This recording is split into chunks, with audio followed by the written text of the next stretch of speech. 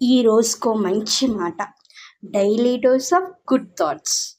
So ఊహించేది చిత్రంగా, మనము చెప్పేది మాటగా, ఈ రెండిటి మధ్య జీవితం అర్థం దాగి ఉంది.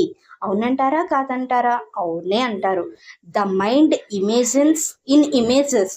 What we express comes out as words, and somewhere between the two the meaning of life is hidden.